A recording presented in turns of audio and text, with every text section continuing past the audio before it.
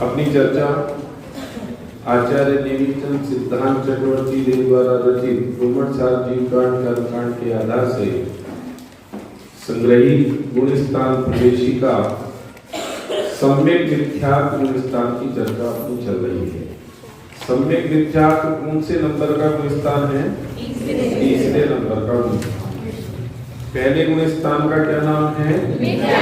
दूसरे का, तीसरे का सम्यक विख्यात। अब मैं सम्यक विख्यात की चर्चा अभी थोड़ी सी आगे बढ़ाऊंगा, तीसरे गुणस्थान को पूर्ण करूंगा। उससे पहले आप पेज नंबर 39 नई वाली पुस्तक में 38 और 39 निकाल दिया सबने। इसमें प्रश्न नंबर 49 ये निकालेंगे केवल। मोहिनीय कर्म किसे कहते हैं और उसके कितने और कौन कौन से भेद हैं? प्रश्न सबके पास आ गया? मोहिनीय कर्म किसे कहते हैं, उसके कितने और कौन कौन से भेद हैं? मैं भी बीच के प्रश्न इसलिए छोड़े हैं कि चर्चा की समझ में आपके नहीं आएगी। मैं इस चर्चा में जितना उपयोग लगाऊंगा वो आगे के गुणस्थान आपके सब छूट जाएंगे। अपने इस शिविर के माध्यम से अपन थोड़ी सी फंडामेंटल जानकारी गुणस्थानों की कर रहे हैं। गंभीरता से चर्चा करने के लिए मैंने आपको पूर्व में भी कहा था कि एक गुणस्थान पर कई कई दिन का चर्चा चाहिए, कई कई दिन का चिंतन चाहिए, और फिर सामने वाले श्रोताओं का भी उस प्रकार का, उस जाति का अभ्यास चाहिए। कर्णानी योग विषय मैंने आपको पूर्व में भी कहा था कि थोड़ा सा सूक्ष्म बुद्धि लगा करके समझने में आता है। खाली ऊपर ऊपरी चर्चा करने मात्र से ये कर्णानी योग का विषय समझ में नहीं आता। इसलिए मैं जो जिन चर्चाओं से अभी आपको गुणस्थान समझ में आ जाए, उन्हीं प्रश्नों को मैं आपके समक्ष यहाँ पर चर्चा में ले रहा हूँ। प्रश्न नंबर 49, मोहिनीय कर्म किसे कहते हैं और उसके कितने और कौन कौन से भेद हैं? जीव के मोह राग द्वेष आदि विकारी परिणामों के होने में जो कर्म निमित्त होता है उसे मोहिनीय कर्म कहते हैं। इसमें खाली राग द्वेष नहीं, मोह राग द्वेष आदि विकारी परिणामों के होने में जो कर्म निमित्त होता है उसे क्या कहते हैं? समझ में आ गई ना? इतनी बात तो मोहिनीय कर्म की है ना। 8 कर्मों में मोहिनीय कर्म घातिया कर्म है कि अघातिया कर्म है? घातिया कर्म। देखो 8 कर्मों के भी 2 भेद हैं, एक घातिया कर्म और एक अघातिया कर्म, है ना। जो जीव के अणुजीवी गुणों का घात करता है उसे कहते हैं घातिया कर्म। समझ में आई बात?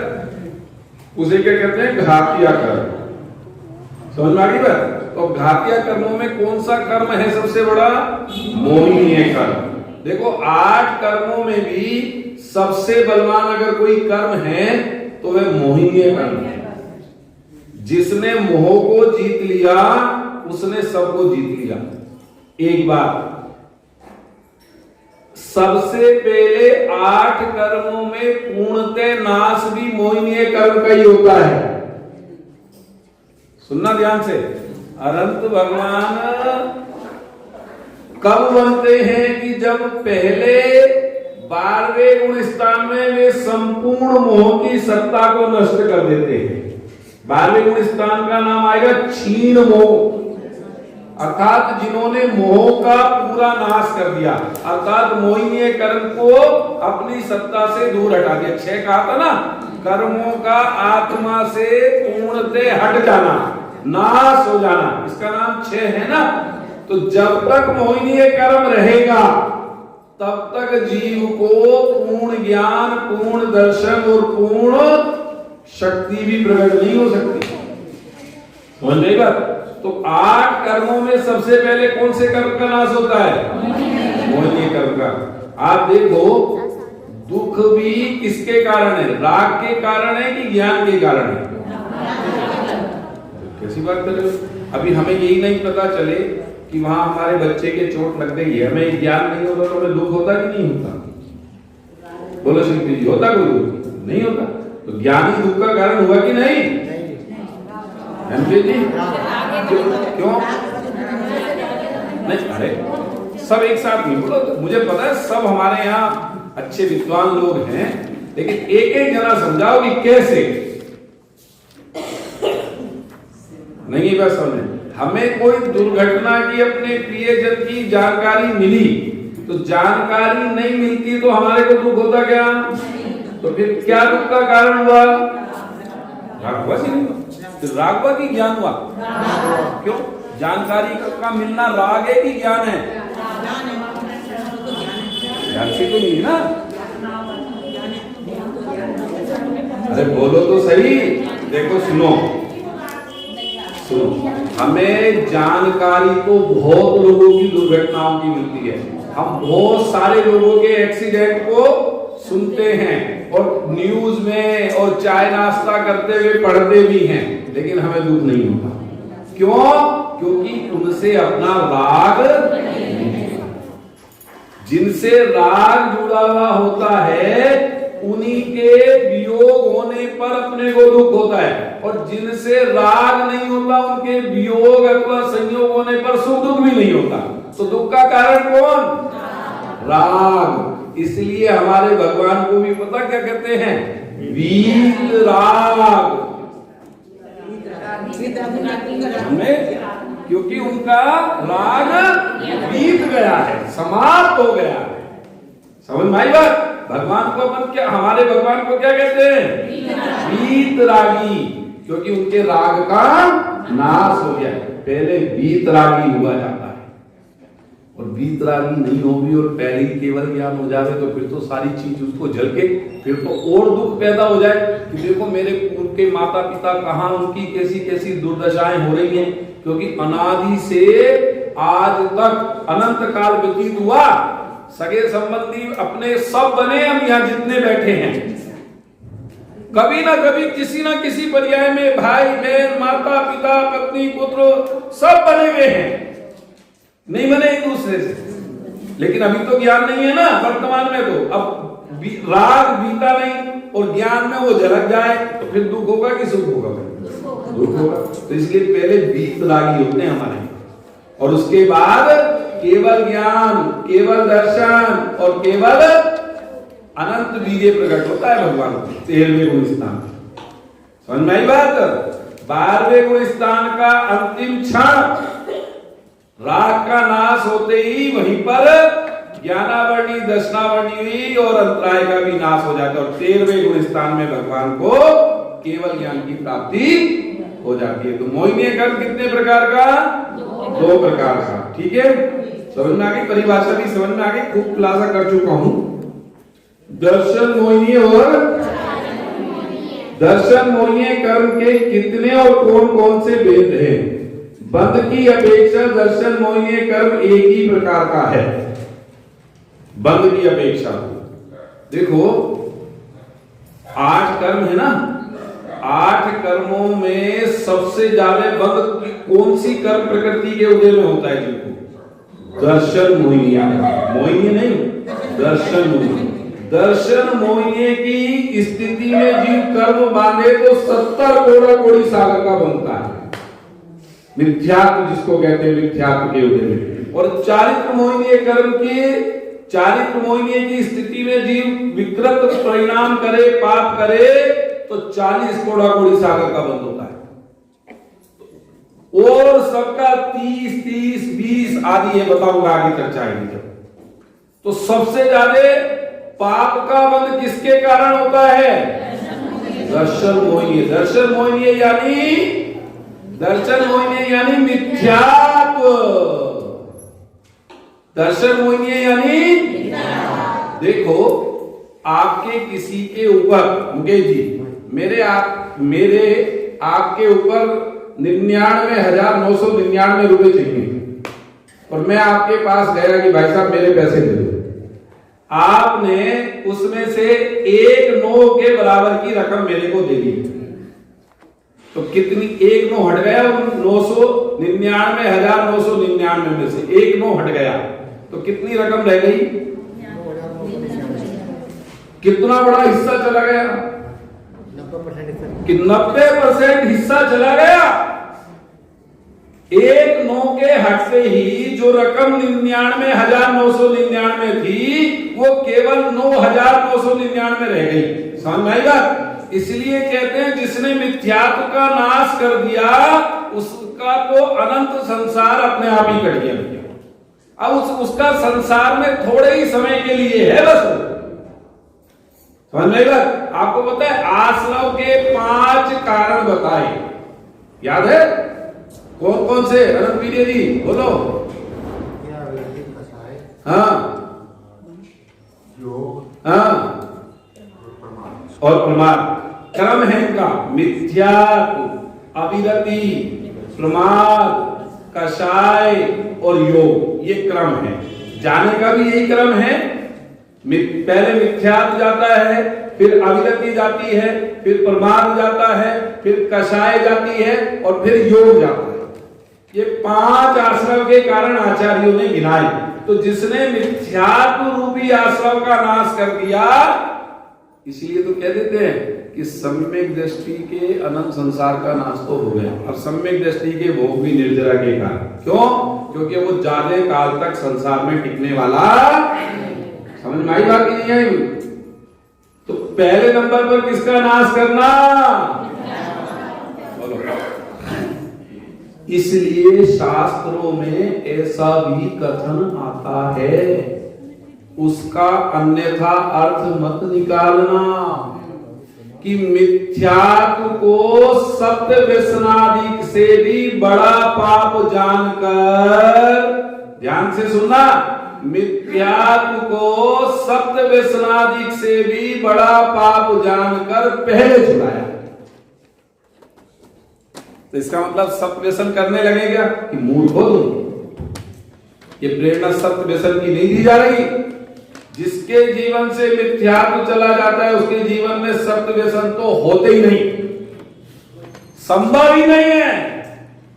मिथ्यात्व जाने से पूर्व की भूमिका में ही उसके जीवन में सदाचार, न्याय, नीति और अभक्ष का त्याग हो जाता है।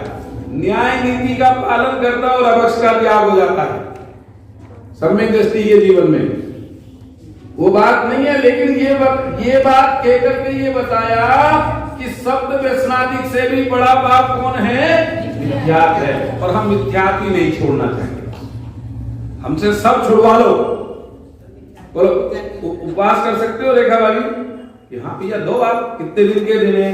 कि बोलो 3 दिन करना है, 4 दिन करना है कि 5 दिन करना है ना? कि कर लेंगे। लेकिन मिथ्यात्व छोड़ दो। मिथ्यात्व छोड़ने के लिए भैया क्या करना पड़ेगा?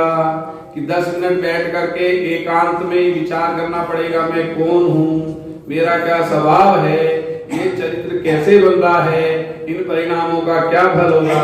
कि भैया ये काम नहीं कर सकते। विधान में कितने घंटे लगा सकते हो? मैं निषेध नहीं कर रहा हूं किसी भी कार्य का, ध्यान रखना, क्योंकि अर्थ का अनर्थ जल्दी पकड़ते हो आप लोग नहीं, आप हमारी सभा के लोग तो सब सज्जन है ना। बाकी जिनकी बुद्धि उल्टी चलती है उनको अर्थ जल्दी उल्टा ख्याल में आता है ना। बहुत सारे ऐसे भी लोग होते हैं कि चलो आज हम सुन करके आए, कल्पेश जी क्या बोलते हैं, है ना, कि सुनने के लिए आए हो कि उनकी गलती पकड़ने के लिए आए? अरे आपकी बात की, आप तो मुझे पता है सुनने के लिए ही आए, समझ में आई कि नहीं है? बात देखो, गलतियां तो सबसे होना स्वाभाविक है, लेकिन उस गलती को स्वीकार करना एक बहुत बड़ी बात होती है, समझ नहीं बात। और मैं तो सबसे कहता हूं कि अगर आपको कोई आगम विरुद्ध कथन लगे तो मेरे ज्ञान में लाना, मैं उस अपनी मान्यता को अपने कथन में भी सुधार करूंगा और गद्दी पर बैठ करके पहले दिन पहले ही वाक्य में उस बात को यहाँ पर इंगित भी करूंगा, आपके समक्ष भी रखूंगा। समझ में आई कि नहीं आई बात? समझ में आई बात? गौरव जी हैं, क्या बात कह रहा था मैं? क्या बात कह रहा था? मिथ्यात्व। तो भैया पहले नंबर पर मिथ्यात्व छोड़ना चाहिए, ठीक है। अब देखो क्या कह रहे हैं, वो मिथ्यात्व किस कर्म के उदय में होता है? दर्शन होंगे। ध्यान से सुनो, फिर भूल जाते हो आप लोग। मिथ्यात्व गुण स्थान की परिभाषा पढ़ाई थी, भूलना नहीं है परिभाषाएं। देखो, बंध की अपेक्षा दर्शन मोहिनीय कर्म एक ही प्रकार का है, किंतु सत्व अर्थात सत्ता और उदय की अपेक्षा से उसके तीन भेद हैं। उदय भी उसका तीन प्रकार से आता है और सत्ता भी उसकी तीन प्रकार के विभागों में विभक्त हो जाती है। देखो, मिथ्या, सम्यक मिथ्या और सम्यक प्रकृति। ठीक है, दर्शन मोहिनी कर्म के कितने भेद हैं? जोर से बोलो, कौन कौन से? सम्यक प्रकृति। अब देखो उदाहरण से समझा रहे। चक्की में दले हुए कोदों के चावल, कण और भूसी, इस प्रकार तीन भेद होते हैं। अब तो चक्की रही नहीं, पहले हाथ से चलाते थे ना, तो कुछ तो पूरे के पूरे साबुत रह जाते थे, कुछ के दो टुकड़े हो जाते थे और कुछ बिल्कुल पीस जाते थे। तो तीन प्रकार हुए ना, है ना, लिखा ना, चक्की में दले हुए कोदों के चावल, कण और भूसी, इस प्रकार तीन भेद होते हैं। उसी प्रकार प्रथमोपशम सम्यक रूपी चक्की में दले गए दर्शन मोहिनी कर्म के तीन भेद होते हैं। प्रथमोपशम जब सम्यक जीव को होता है, सम्यक होता है जब जीव को, क्या बताया था मैंने? सम्यक एक आदमी कैसा मानता है जीव? कौन बताएगा? एक हाथ, सबको नहीं, बिल्कुल एक साथ बोलना। जब जीव को सम्यक होता है तो कैसे होता है सम्यक? और बोलो, कौन बोलो?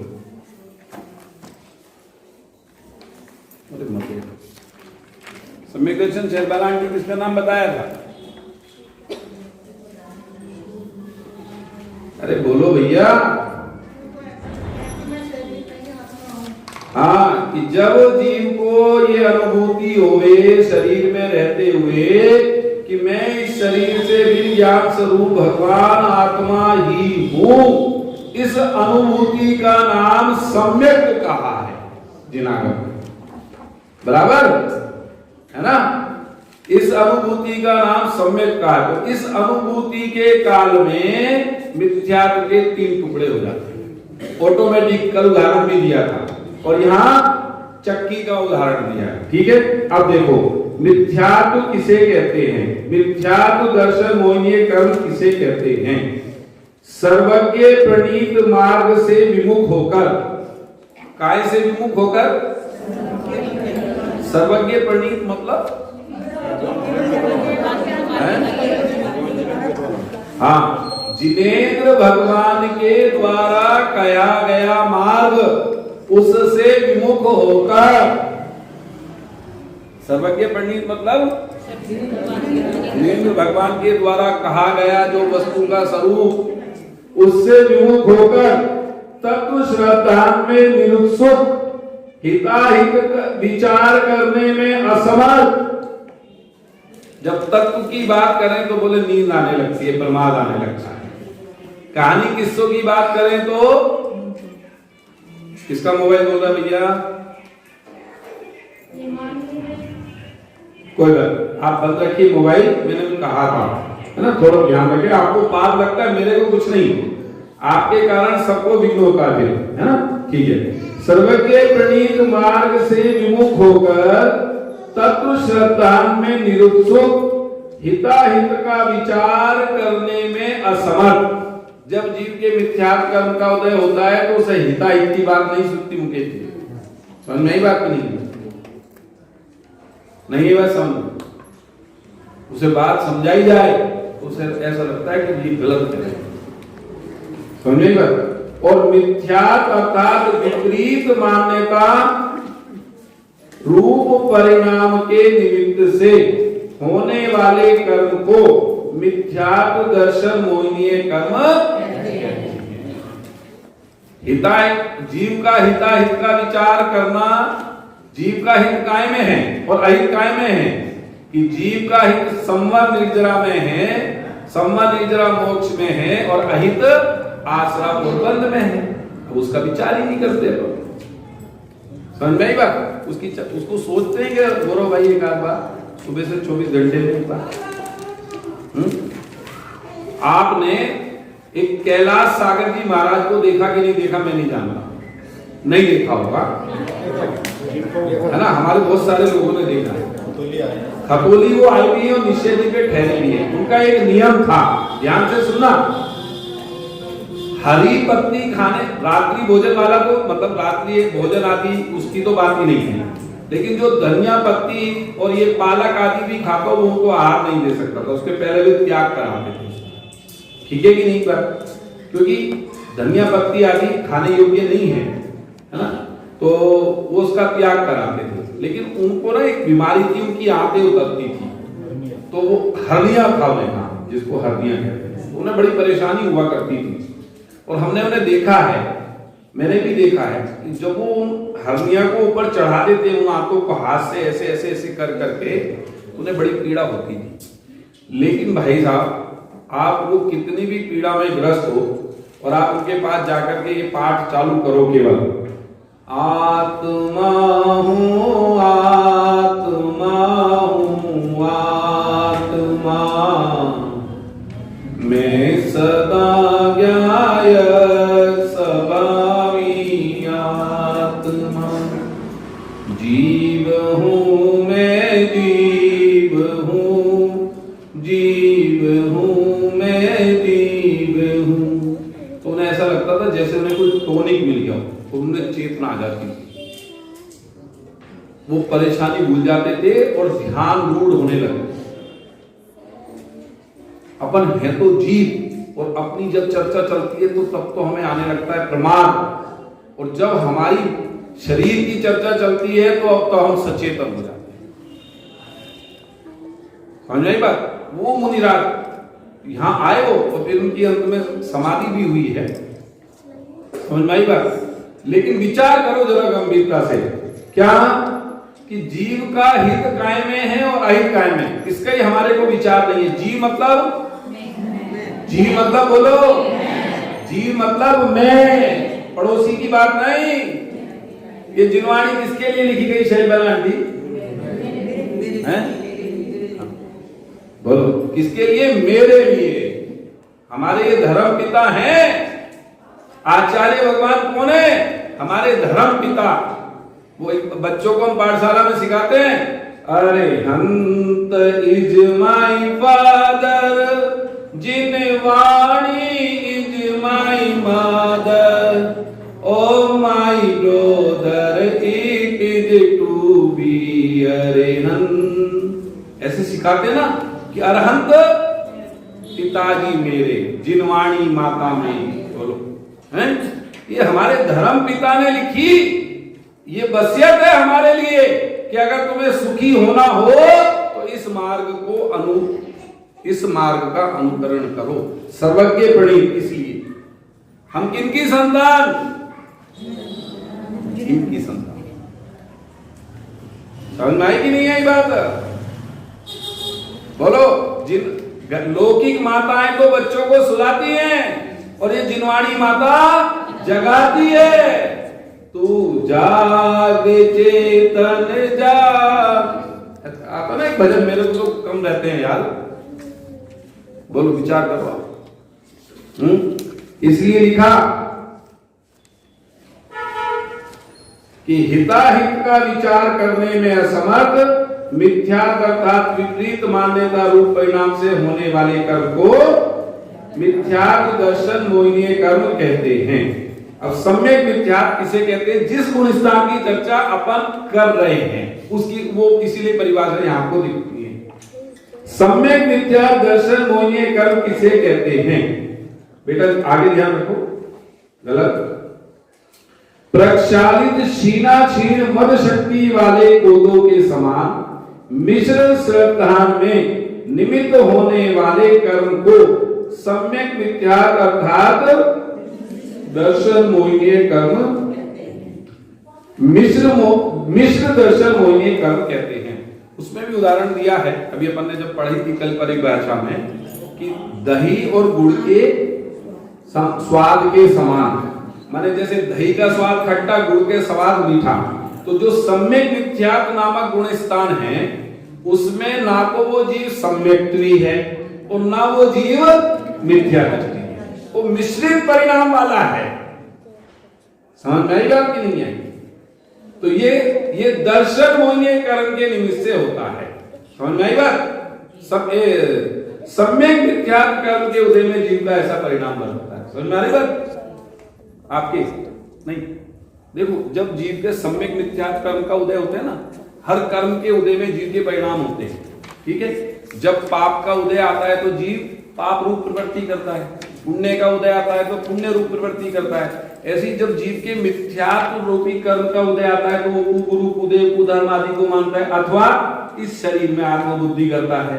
लेकिन जब जीव को सम्यक की प्राप्ति हो जाती है और वह सम्यक छूटता है जीव का, तो उसके लिए अवस्थाएं बताई।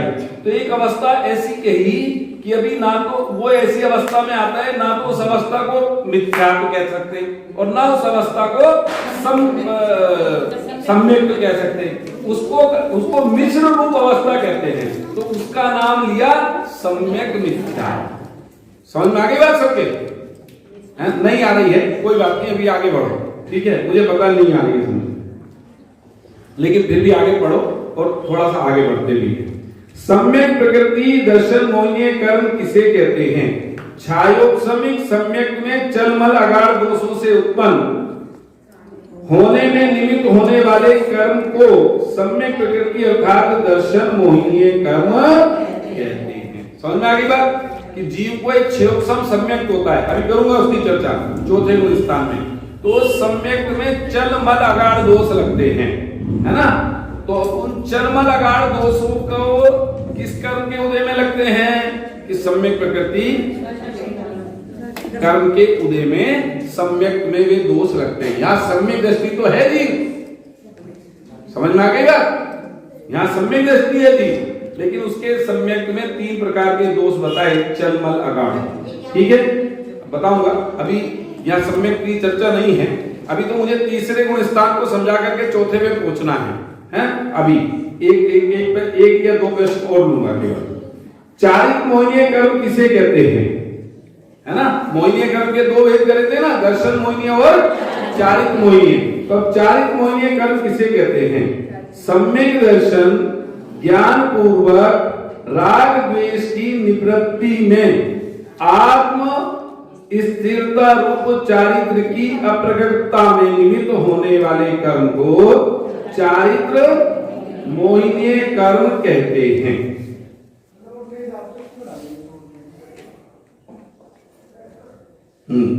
देखो अब इसका सीधा सा अर्थ समझ लो। माने जिस कर्म के उदय में जीव को अपने स्वरूप में रमणता ना हो सके उसे चारित्र मोहिनीय कर्म कहते हैं। समझ में आई बात? है ना, चारित्र मोहिनीय कर्म किसे कहते हैं? कि जिस कर्म के उदय में जीव अपने स्वरूप में रमण ना कर सके। ठीक है, अब ये संक्षेप में परिभाषा तो ये आपके सामने आई है ना, उसे चारित्र मोहिनीय कर्म कहते हैं। तो फिर चारित्र मोहिनीय कर्म के कितने भेद हैं? कि 2 भेद, कषाय और नो कषाय। ठीक है, चारित्र मोहिनीय कर्म के कितने भेद? 2, कषाय और नो कषाय। अब कषाय के 16 भेद। अनंतानुबंधी क्रोध मान माया लोभ, अप्रत्याख्यानावरण क्रोध मान माया लोभ, प्रत्याख्यानावरण क्रोध मान माया लोभ और संजनन क्रोध मान माया लोभ। ठीक है, 9 कषाय के 9 भेद हैं। हास्य, रति, अरति, शोक भेद, जुगुप्सा, स्त्री भेद, पुरुष भेद और नपुंसक भेद। इनके 9 कषाय भी ये 4 प्रकार की भी है। अनंतानुबंधी 9 कषाय, अप्रत्याख्यानावरण 9 कषाय, प्रत्याख्यानावरण संबंधी 9 कषाय और संजनन संबंधी 9 कषाय। ठीक है, ये यहां तक की बात समझ में आ गई? अरे बोलो तो भैया, कुछ तो आई होगी। ठीक है, थोड़ा कठिन पड़ रहा है, मेरे को समझ में आ रहा है। ऐसा नहीं कि मैं आपके चेहरों को देख करके नहीं समझ रहा हूँ कि क्या कितना क्या हो रहा है, लेकिन इतना तो समझ जी है। हाँ, देखो 9 कषाय तो होती हैं, कषाय तो 25 हो गई, 16 और 9 25। लेकिन अनंतानुबंधी संबंधी 9 कषाय, अनंतानुबंधी कषाय के उदय में जो 9 कषाय होंगी ना, वो एक अलग प्रकार की होगी। ऐसे प्रत्याख्यानावरण के कषाय के कर्म के उदय में जब ये 9 कषाय का रूप होता है वो अलग होता है। ऐसे संजनन में अलग होता है और प्रत्याख्यानावरण में अलग होता है। समझ में आ गई ना? कोई क्रम में ले लीजिए, मैंने क्रम में बोल दिया। ठीक है, समझ में आ गई बात? देखो मोहिनीय कर्म किसे कहते हैं, बोलो जल्दी से, अरे बोलो, खोल लो किताब भैया।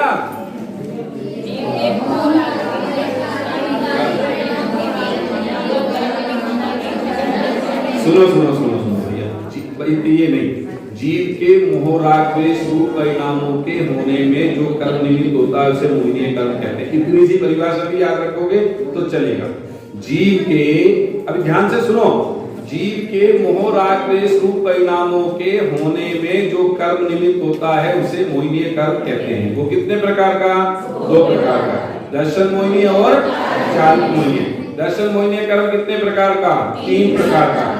कौन कौन सा, मिथ्यात्व, सम्यक मिथ्यात्व, सम्यक प्रकृति। ठीक है, मिथ्यात्व कर्म के उदय में जीव को अतत्व श्रद्धान रूप परिणाम होता है। ठीक है, मिथ्यात्व के उदय में। और सम्यक मिथ्यात्व कर्म के उदय में जीव की मिश्रित दशा होती है, ना वो सम्यक रूप होती है और ना मिथ्यात्व रूप होती है। और सम्यक प्रकृति के उदय में जीव को क्षयोपम सम्यक होता है ना। बस इतना सा समझ लोगे, क्षयोपम सम्यक में सम्यक प्रकृति का उदय होता है ना भैया, इससे ज्यादा नहीं अभी समझे। और चारित्र मोहिनी कैसे आए, चारित्र मोहिनी किसे कहते हैं कि जिस कर्म के उदय में जीव अपने स्वरूप में रमण ना कर सके उसे चारित्र मोहिनी कर्म कहते हैं। अभी इतना समझ लीजिए केवल समझने के लिए। और उसके 25 भेद हैं, अनंतानुबंधी चतुष्ट, अप्रत्याख्यानावरण चतुष्ट, प्रत्याख्यानावरण चतुष्ट और संजलन चतुष्ट, और 9 का साथ। बस इतना सा समझ लीजिए। चलिए तीसरा गुण स्थान निकाल लीजिए फटाफट। पेज नंबर,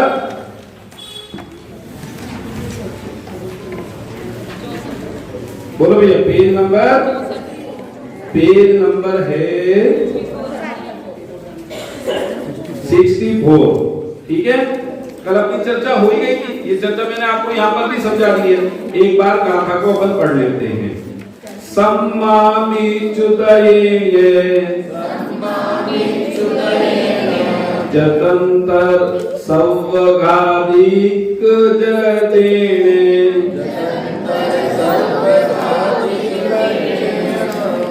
जतंतर सव्वघादिक जेने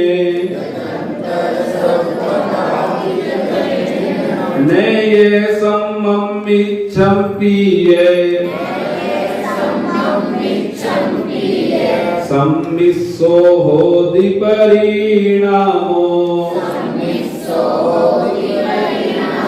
देखो ये परिभाषा आ गई। सम्यक मिथ्यात्व नामक दर्शन मोहिनीय कर्म के उदय के समय अर्थात निमित्त से गुण मिश्रित दही के स्वाद के समान होने वाले जात्यांतर परिणामों को मिथ्यात्व गुण स्थान कहते हैं। माने सम्यक मिथ्यात्व कर्म के उदय में जीव के मिश्रित परिणाम होते हैं, है ना।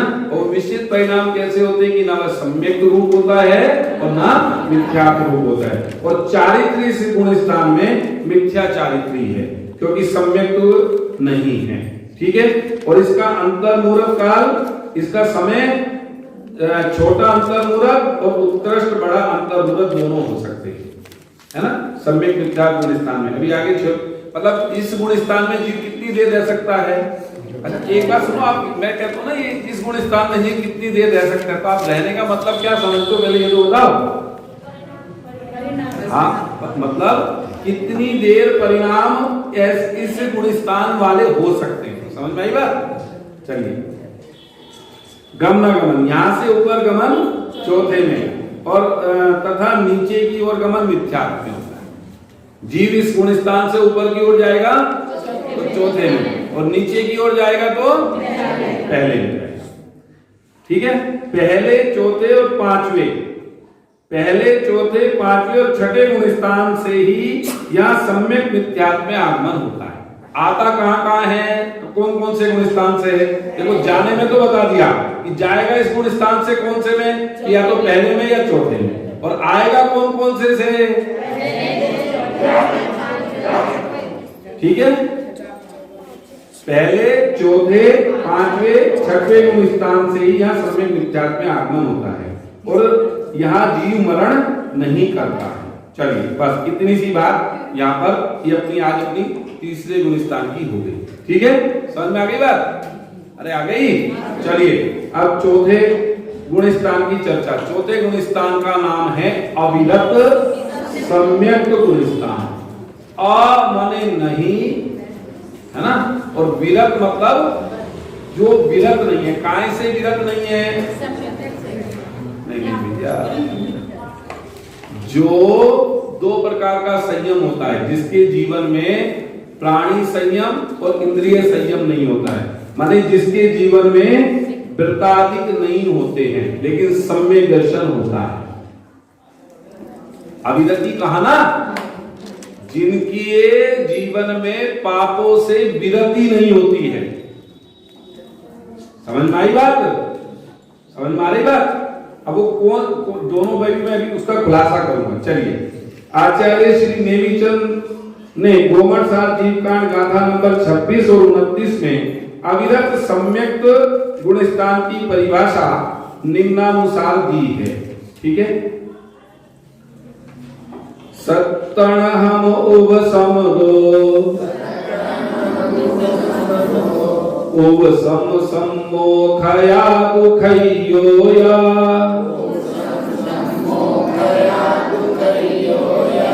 विदीय कसायुदया दो असंजदो हो दिसम मोया अप्रत्याख्यानावरण कषाय कर्म के उदय से असंयत होने पर भी 5, 6 या 7 प्रकृतियों के उपशम 6 क्षयोपशम की दशा में होने वाले जीव के औपशमिक क्षायिक क्षायोपशमिक भावों को अविरत सम्यक गुण स्थान कहते हैं। समझ में आएगी बात कि अप्रत्याख्यानावरण कर्म के उदय से असंयत होने पर भी, देखो जब जीव के अप्रत्याख्यानावरणी कर्म का उदय होता है तो जीव के जीवन में संयम नहीं होता है। ध्यान से सुनना, समझ में आ रही बात? बहुत सारे लोगों को बड़ी जिज्ञासा और प्रश्न रहता है, समझ में आ रही बात, कि भाई ये बात तो बढ़िया करते हैं लेकिन संयम नहीं है जीवन में। तो जब तक जीव के अप्रत्याख्यानावरणी कर्म का उदय है तब तक उसके जीवन में संयम नहीं आता है, तीव्र उदय होता है। समझ में आई बात की नहीं है? और असंयम होने पर भी 5 प्रकृतियों का उपशम कौन करता है? बोलो जी। गलत बोल रहे क्या? मिथ्या दृष्टि भी 2 प्रकार के बताए थे। कौन कौन से? एक तो ग्रहित है, अग्रहित, और एक अनादि मिथ्या दृष्टि और एक सादी मिथ्या दृष्टि। अनादि मिथ्या दृष्टि उसे कहा था जिसे आज तक सम्यक की प्राप्ति नहीं हुई है, और सादी मिथ्या दृष्टि उसे कहा था जिसे सम्यक होने के बाद छूट जाता है। ठीक है, तो जो अनादि मिथ्या दृष्टि है उसे जब सम्यक की प्राप्ति होगी, प्रथमोपशम सम्यक होगा, तो वो 5 प्रकृतियों को दबाएगा। कौन कौन सी? मिथ्या और अनंतानुबंधी चतुष्ट, तो उसकी तो 5 हो गई। और जो सादी मिथ्या दृष्टि होगा फिर सम्यक करेगा, तो पहले प्रथमोपशम होगा, तो वो कितनी को दबाएगा? वो 7 को दबाएगा, क्योंकि उसने मिथ्यात्व के 3 टुकड़े कर दिए, मिथ्यात्व, सम्यक मिथ्यात्व और सम्यक प्रकृति। ठीक है, प्रकृतियों के उपशम 6 क्षयोपशम की दशा में होने वाले, अब देखो सम्यक भी 3 प्रकार का होता है, औपशमिक सम्यक, क्षायिक सम्यक और क्षायोपशमिक सम्यक। सम्यक के भी 3 भेद होते हैं। एक तो होता है उपशम सम्यक। उपशम सम्यक शीघ्र ही छूट जाता है। समझ में आई गौरव भाई? उपशम सम्यक तो उपशम मतलब जिसने अभी कषायों को दबाया है, मिथ्यात्व को दबाया है। क्षयोपशम सम्यक का काल बहुत बड़ा बताया है, उत्कृष्ट की अपेक्षा। कितना कि 66 सागर तक, एक अंतर मूर्त कम 132 सागर। करूंगा आगे चर्चा, तो कैसे वो बताऊंगा। और क्षायिक सम्यक का काल तो साधी अनंत है। एक बार जीव को क्षायिक सम्यक हुआ तो फिर अनंत काल तक उससे छूटने वाला नहीं। ठीक है, चलिए अब देखो अभी हाँ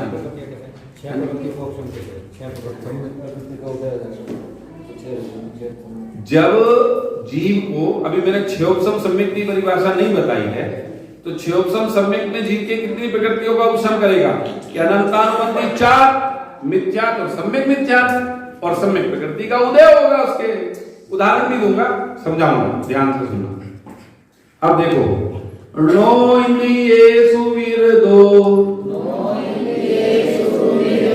जो अविरत होता है ना उसके जीवन में किस किस से, है ना, जो उसके जीवन में असंयम होता है, अविरति होती है, वो कैसी होती है? नो इंद्रियेषु विरदो, नो जीवे थावरेत शिवापि, जो सद्दहति जीर्णोत्तम, सम्मा इति अविरदोषो।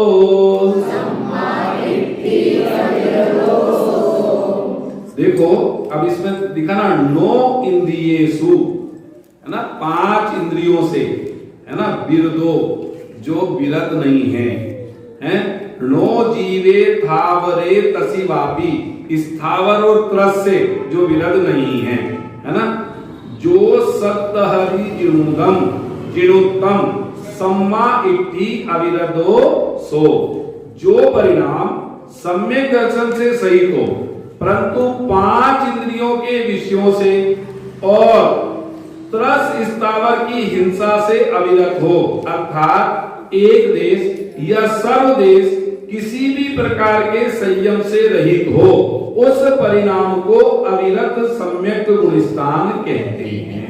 5 इंद्रियां होती हैं, कौन कौन सी? और इसके 20 विषय होते हैं।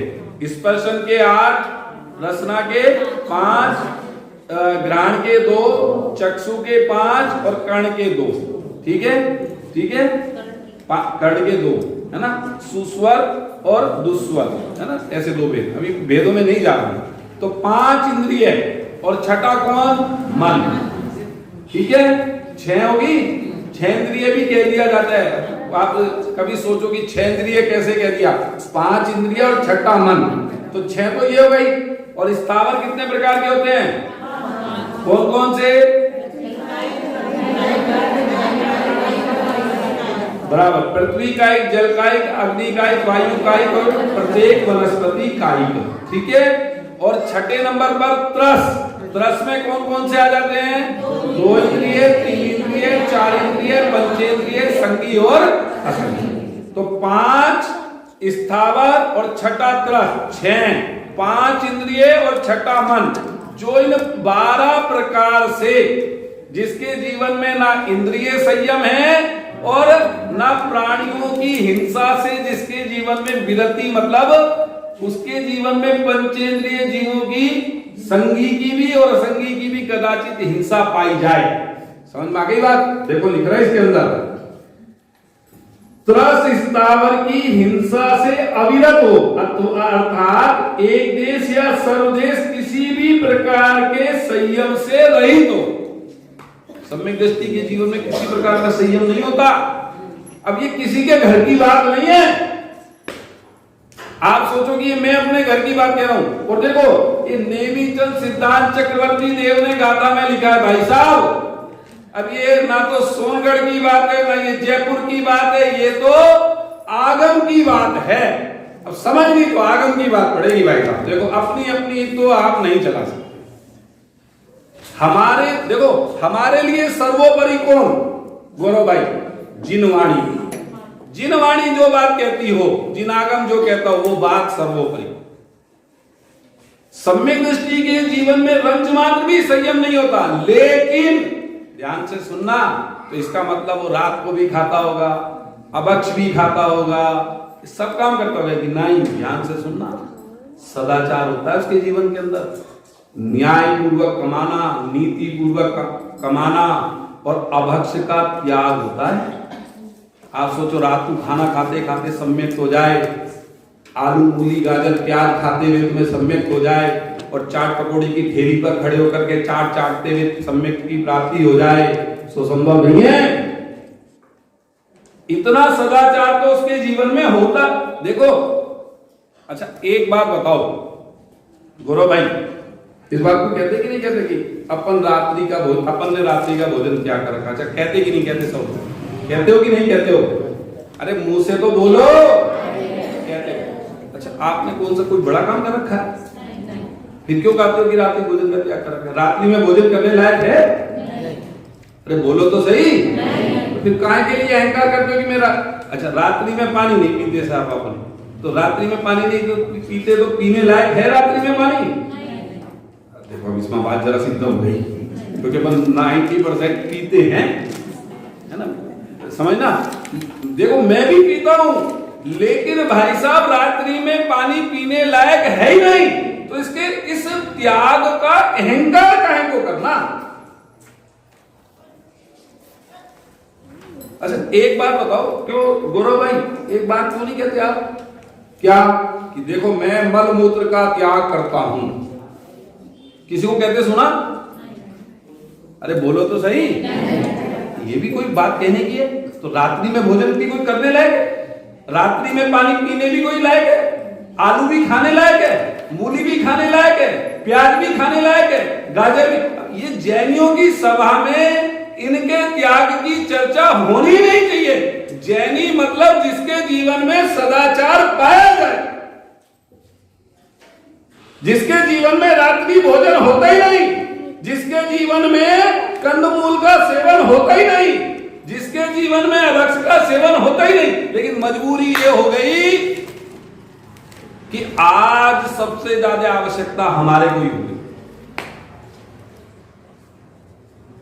समझ में आई बात? आप देखो बहुत सारे साधर्मी हमारे ऐसे हैं जिन्होंने रात्रि शादी का त्याग कर रखा है, और आप लोगों में और हम लोगों में हम कितने भी कैसी भी भक्ति करते हो, हमारे जीवन में त्याग नहीं है। सगे भाई के घर में शादी होवे रात्रि में तो भी नहीं जाते। हमारे सुनील जी भाई साहब यही हमारे साथ स्वाध्याय में बैठे, दिल्ली रहते हैं, है ना? देखा भी होगा, उनका एक पैर नहीं है, बहुत अच्छी भक्ति करते हैं। रात्रि की शादी में नहीं जाते, भाई की बेटी की शादी थी नहीं गए। खाने पीने की तो बात ही बहुत छोड़ दो। तो इतना तो ये तो संयम अपने अपन जैन है भाई साहब। अपन चाट पकौड़ी की दुकान पर खड़े होकर के खाते हुए सम्यक की प्राप्ति हो सकती है? विचार कर लो आप। तो अपन ये त्याग का कहें, देखो इतना तो संयम उसके जीवन में होता है। अब तो इसे संयम कहो आज की भाषा में, कि रात्रि भोजन नहीं करता, जिमीकंद नहीं खाता है, इसी का नाम आप और हम संयम मानते हैं। लेकिन भाई साहब इसका नाम संयम नहीं है। अनछने पानी का सर्वथा त्याग। सर्वथा त्याग जानते हो ना? तो वो लघु शंका में, ना दीर्घ शंका में, ना वस्त्रादि के धोने में, और ऐसे नहीं आपके तरह छना पानी, हमारी तरह छना पानी की टोटी पे छलनी टांग दी।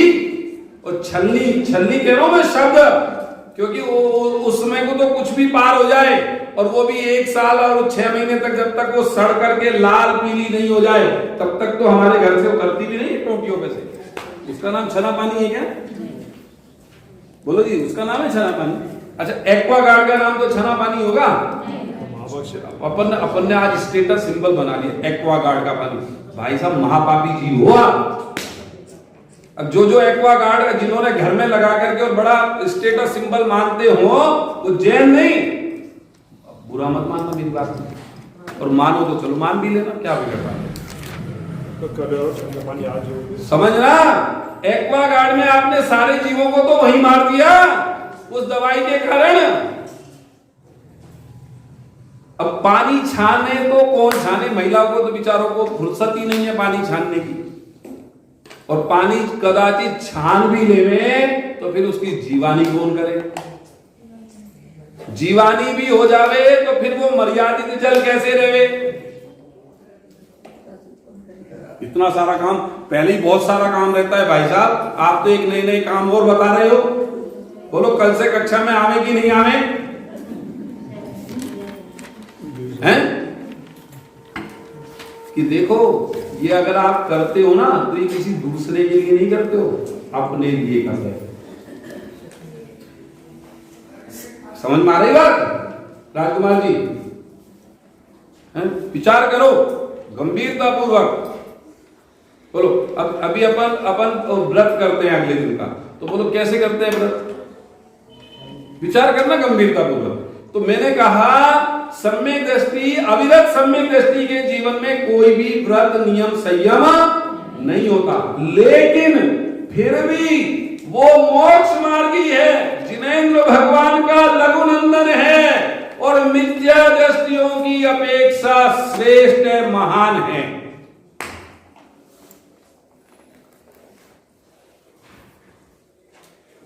समंतबद्ध स्वामी के रतनखंड सावकाचार में उठा लेना, मैं बहुत कड़वी बात कल आपको सुनाऊंगा, वो भी पढ़ करके ग्रंथ से। नहीं तो आपको ऐसा लगेगा कि भाई साहब ने तो अपनी बात अपनी तरफ से कह दी मिला करके बात, कि गृहस्थ अगर सम्यक दृष्टि है तो वह मोक्ष मार्गी है, और अगर कोई जीव मुनि बन गया और सम्यक की प्राप्ति नहीं करी तो वो संसार मार्गी है। लिखा। अब अच्छा एक बात ईमानदारी से सोचना, आप पक्षपात नहीं कर रहे हो क्या? कौन कर रहे पक्षपात? कौन कर रहे? हम नहीं कर रहे भैया। सोचो हम काय में कर रहे? ये कथन किसका है? समंतबद्ध स्वामी का है कि आपका है? हैं? तो समंतबद्ध स्वामी को, जिनको कलिकाल सर्वज्ञ कहा, जिन शासन में, ध्यान से सुनना, सर्वज्ञ की उपाधि कलिकाल इस पंचम काल के तीर्थंकर मुनि राजों में समंतबद्ध स्वामी को कलिकाल सर्वज्ञ कहा।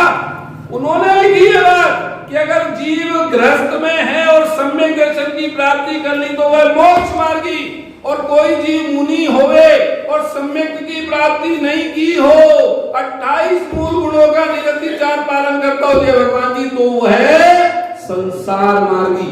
ये आचार्य भगवान ने कही, और समंतबद्ध स्वामी ने, कलिकाल सर्वज्ञ ने, प्रमाणिक आचार्य ने ये बात कही। अब बोलो ये किसी को बात सुनाने के लिए जाओ तो वो अर्थ का अनर्थ करके बात करे, बोलो तो बात तो नहीं कहते।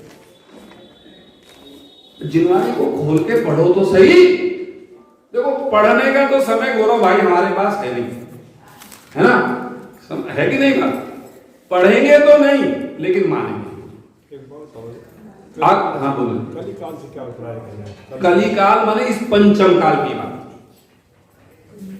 मतलब कलिकाल सर्वज्ञ कहने का मतलब समझे कि वे एक ऐसे समर्थ आचार्य थे कि उनसे कैसा भी धुरंधर आकर के वाद विवाद करे तो भी वे जिन मत की स्थापना करते थे, जिन धर्म की ध्वजा पताका को फहराने में समर्थ थे, इतने ज्ञान के धारी समंतबद्ध स्वामी वो ये बात लिख गए। भाई साहब आपकी और हमारी औकात क्या है? हम और आप कह क्या सकते हैं, कर क्या सकते हैं? हम तो उनकी बात को ही आप तक आपके समक्ष रख रहे हैं, अपने पास कुछ माल नहीं है, सब उन्हीं की बात है और उन्हीं की बात पढ़ के भी सुना रहे हैं, इतना ज्ञान क्षयोपम भी नहीं है, लेकिन समझनी पड़ेगी।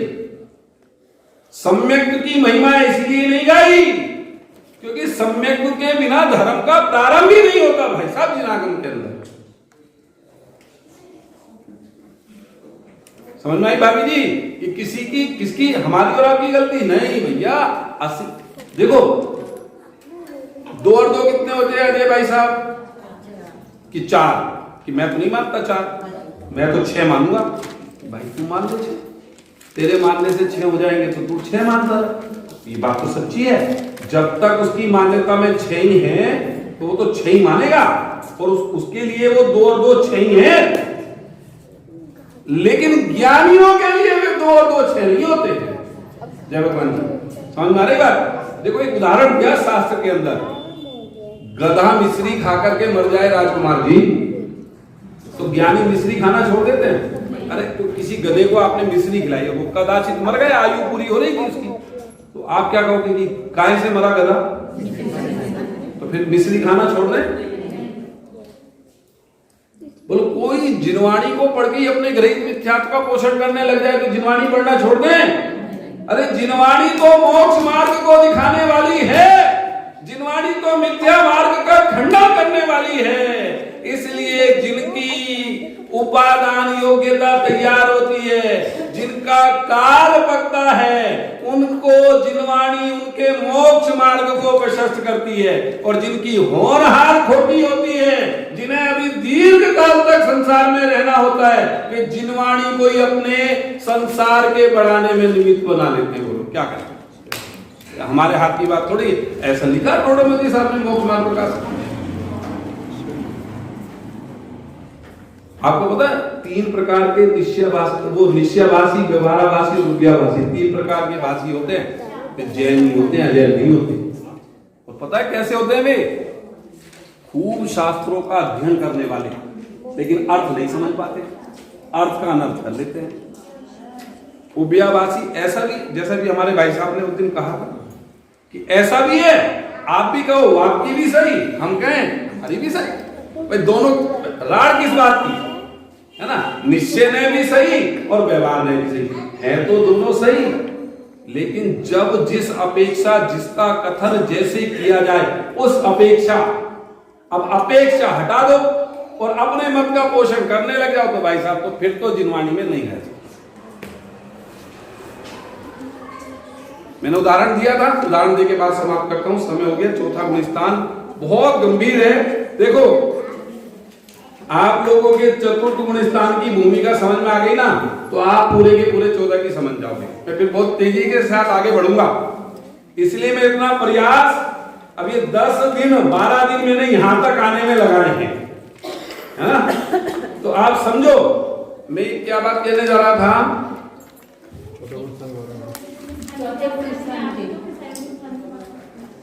भारत ने भूमिका बांधी है इसकी, भारत ने भूमिका बांधी है इसकी।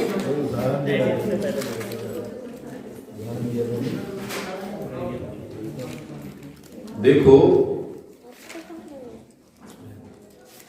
ये जिनवाणी अगर हृदय में उतर जाए ना, बोलो, तो फिर संसार में आपको कोई भटका नहीं सकता। इसलिए आज वर्तमान में इस काल में तुम्हारा सबसे सच्चा साथी कौन? कौन तुम्हारे पास 24 घंटे उपलब्ध है? कदाचित जिनेंद्र भगवान के दर्शन भी मंदिर के टाइम पर ही होंगे। समझ में आई बात? गुरुओं के दर्शन भी विशेष परिस्थितियों में जाकर के मिलते हैं, कभी कभी गुरु के दर्शन मिलते हैं। समझ में आई बात? लेकिन जिनवाणी सदा काल तुम्हारे पास है। जब शंका हो खोल करके पढ़ो। देखो पढ़ना तो पड़ेगा। किसके लिए पढ़ना है? जिनवाणी पढ़ने से किसका कल्याण होगा? उनके जी। मैं बहुत कहता हूं लोगों से, क्या कि हम कहते हैं ना भाई भैया पूजन में आया करो, प्रक्षाल में आया करो। कल मैं एक संत की बात सुन रहा था, बोले मैं प्रक्षाल में इसलिए लोगों को बुलाता हूं कि वो भगवान बनेंगे, इसलिए नहीं, उसके हाथ में कम से कम शराब की बोतल नहीं आई। ऐसा ऐसा ऐसा आ रहा था ना, अभी सुना भी होगा आपने, उस पर वीडियो पे आ रहा है ना। विचार करो जरा, अपन भगवान की पूजन के लिए कहते हैं, प्रक्षाल के लिए कहते हैं, स्वाध्याय के लिए कहते हैं, वो किसके लिए कहते हैं? अच्छा आओगे तो किसका भला होगा ये बताओ, विचार करना। लेकिन कई बार हमें ऐसा सा लगने लगता है, क्यों जी, कि मैं आ रहा हूं पूजन करने, जने इन पर बहुत बड़ा क्यों करोगे? ऐसा है कि नहीं यार? ये पता नहीं कैसे मिट्टी के बने हैं, हम आते नहीं, ये फिर भी जब भी मिलते हैं, जब भी ये कई बार कहते हैं कि भैया पूजन में आया करो। क्यों क्यों के जी हैं? स्वाध्याय में आया करो, हमारे राजकुमार जी कहते हैं। तो बोलो, देखो एक बात कह करके समाप्त करता हूं। मुझे बहुत बढ़िया बात लगी है वो बात, दीपक भाई ने हमारे को बताई थी। बड़े पंडित जी, एक ब्रह्मचारी रवीन जी साहब हैं, आज आप उनके कभी उनको सुनने का समझने का अवसर मिलेगा तो आप अपने आप को सौभाग्यशाली समझिए। वो कहते हैं जिसे भगवान की पूजन करने का, जिसे मंदिर की व्यवस्था करने का, जिसे मंदिर के पूजन प्रभावना के कार्यों में सहयोग करने का सौभाग्य मिलता है, वह व्यक्ति सौभाग्यशाली है। क्योंकि भगवान की प्रभावना की, भगवान के मंदिर की समोसरण की रचना कौन करता है पता है? कुबेर। तो तुम अगर मंदिर की व्यवस्थाएं देख रहे हो, मंदिर में कार्यों को देख रहे हो, तो तुम इस काल में कुबेर हो। इस सौभाग्यशाली व्यक्ति होते हैं जो भगवान की पूजन के लिए आते हैं, दर्शन के लिए आते हैं, स्वाध्याय के लिए आते हैं, जिनका समय निकलता है। और जिनका समय खोटा होता है भैया, उनको तो ये चीजें स्वादी नहीं है। हम सभी के जीवन में सम्यक्त की प्राप्ति हो, इसी पवित्र मंगल भावना के साथ आज की बात समाप्त करते हैं।